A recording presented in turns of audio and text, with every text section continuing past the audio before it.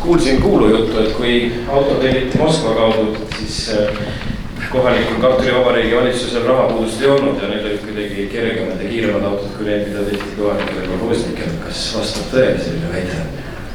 No ei tea, vastab tõele, nii ta oli. Samast metallist, kuidas need ühed siis teistest kergemad said olla? Ei noh, kergemad võisid olla, aga raskelt ei tohtinud olla. Seal oli millimeet, kaalune meet oli ju peal. Ehk siis mehed said ennast parimalt kergemaks teha. Vaadates korra sinu ägedaid tiitleid, on mul küsimus aastast 1971. Oled vormel 1 klassis meister. Loodan, et see oli tüki viga ja see on nüüd see, kus peab kogu läänemaailmale seletama, et Ida-Euroopa vormel 1 ei olnud need Easterid või Mondialid, vaid tõesti oli ka mingisugune ainulaadne klass, mida harva nägi ja milles eriti ju autosidki ei ehitatud. Mis sõiduks see vormel oli? No ta meil kvalifikatsioon oli liidus teine. Nad siin kvalifitseerisid kubartuuri järgi. See oli 2,5 liitrit oli vormel 1 liidus. No seal selle võis sõita ju Tšeika mootori ja kõiki sidimootorid ka sõideti.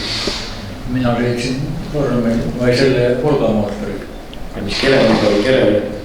4 oli minu tolleaegne võistlusnumber. Jah, võistlusnumber. Aga autotüüp, mis ta Estoniaga mitmes? Estonia 9 oli. Oli kiire? No jah, liidus vast ei saanud. Spidomeetrid neil autodel ei ole, aga kui kurvis kirjeldada seda tunnet, kuidas ta pööras, kas pidid kaasa kallutama, mida oleks ise? Mis sa seal kallutad? Ja oli ju lapse kingades ja asi veel kõik ei olnud rihmasid isegi peal ja ma ei tea veel millest rääkida. Kiiver oli ikka? No kiiver pidi olema ja mitte kipskiiver, algus olid kipskiivrid.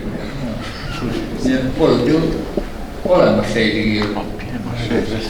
Kartsid ka või oli ükskõik peasid sõita saaks? Oi ei, seda hirma pole. Tänapäeval paned ka pimedal kõrval tänaval gaasi põhju või ei tohi? Kuule ei, aastad teavad oma töö. Et enam ei saa jalga gaasilt ära. Orgu Madis, aitäh. Meil on siin mõned artistid, Madisele aplausi.